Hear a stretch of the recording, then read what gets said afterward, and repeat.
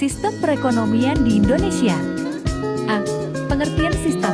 Pengertian sistem adalah merujuk pada sehimpunan gagasan atau ide yang tersusun diorganisasikan.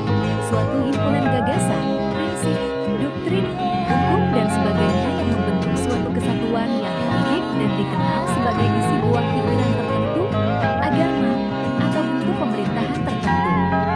Sistem ekonomi adalah suatu sistem yang mengatur serta menjalin hubungan ekonomi antar manusia dengan seperangkat kelembagaan dalam suatu tatanan kehidupan. Selanjutnya dikatakannya pula bahwa suatu sistem ekonomi tidaklah harus berdiri sendiri, tetapi berkaitan dengan falsafah, pandangan dan pola hidup masyarakat tempatnya berpijak. C. Pengertian sistem perekonomian. Sistem perekonomian adalah sistem yang digunakan oleh suatu negara untuk mengalokasikan sumber daya yang dimilikinya baik kepada individu maupun organisasi di negara tersebut.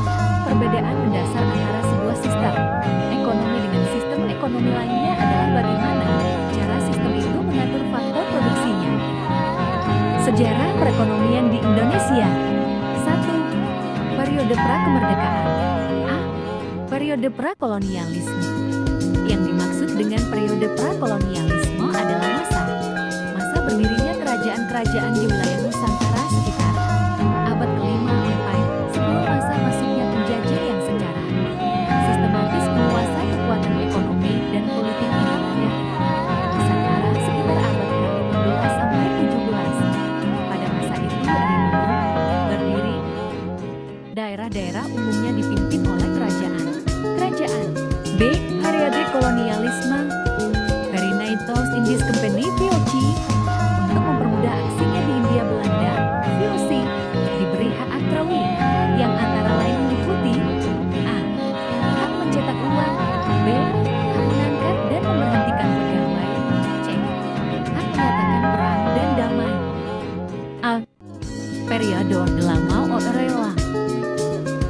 Periode 1945 sampai 1966, masa pasca kemerdekaan 1945 sampai 1950. Keadaan ekonomi keuangan pada masa awal kemerdekaan buruk, antara lain disebabkan inflasi yang sangat tinggi, disebabkan karena beredarnya lebih dari satu mata uang secara tidak terkendali.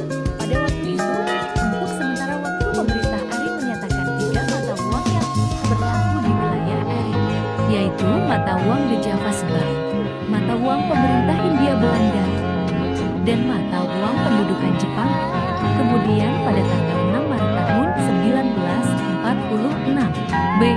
Masa demokrasi liberal 1950 sampai 1957. Masa ini disebut masa liberal karena dalam politik maupun sistem ekonominya menggunakan prinsip liberal. Perekonomian diserahkan pada pasar sesuai teori-teori Marx klasik yang menyatakan laissez-faire. Padahal pengusaha pribumi masih lemah dan belum bisa bersaing dengan pengusaha non-pribumi, terutama pengusaha Cina.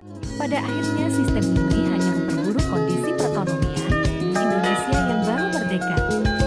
C. Masa demokrasi terpimpin 1959 sampai 1967. Sebagai akibat dari dekret Presiden 5 Juli tahun 1959, maka Indonesia menjalankan sistem demokrasi terpimpin dan struktur ekonomi Indonesia menjurus pada sistem etatisme segalanya diatur oleh pemerintah.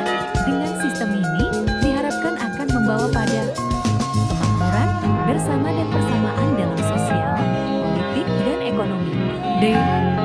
Periode Orde Baru Orba. Periode Maret tahun 1966 Mei tahun 1998. Orde Baru memiliki perhatian kepada peningkatan kesejahteraan masyarakat melalui pembangunan ekonomi dan sosial di tanah air. Orde Baru menjalin kerjasama dengan pihak barat dan menjauhi pengaruh ideologi komunis. Sebelum melakukan pembangunan pelita, dilakukan pemulihan stabilitas ekonomi, sosial, dan politik serta rehabilitasi ekonomi di dalam negeri.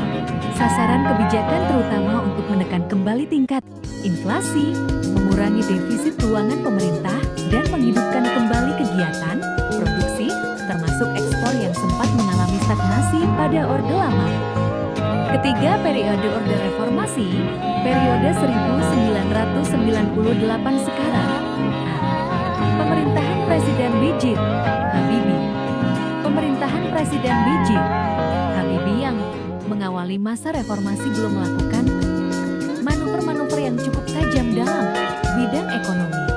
Kebijakan-kebijakannya diutamakan untuk mengendalikan stabilitas politik. B. Kepemimpinan Presiden Abdurrahman Wahid. Pada masa kepemimpinan Presiden Abdurrahman Wahid pun belum ada tindakan yang cukup berarti untuk menyelamatkan negara dari terpurukan. Padahal ada berbagai persoalan ekonomi yang diwariskan Orde Baru harus dihadapi, antara lain masalah KKN, korupsi, kolusi dan nepotisme, pemulihan ekonomi, kinerja BUMN, pengendalian inflasi, dan mempertahankan kurs rupiah. Malah Presiden terlibat skandal bro negatif yang menjatuhkan kredibilitasnya di mata masyarakat. Akibatnya, kedudukannya digantikan oleh Presiden Megawati. C. Masa kepemimpinan Megawati Soekarno Putri, masalah-masalah yang mendesak untuk dipecahkan adalah pemulihan ekonomi dan penegakan hukum dan kebijakan-kebijakan yang ditempuh untuk mengatasi persoalan-persoalan ekonomi.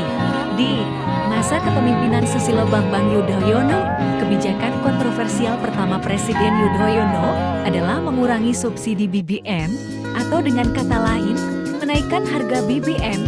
Kebijakan ini dilatar belakangi oleh naiknya harga minyak dunia, anggaran subsidi BBM, dialihkan ke subsidi sektor pendidikan dan kesehatan, serta bidang-bidang yang mendukung peningkatan kesejahteraan masyarakat.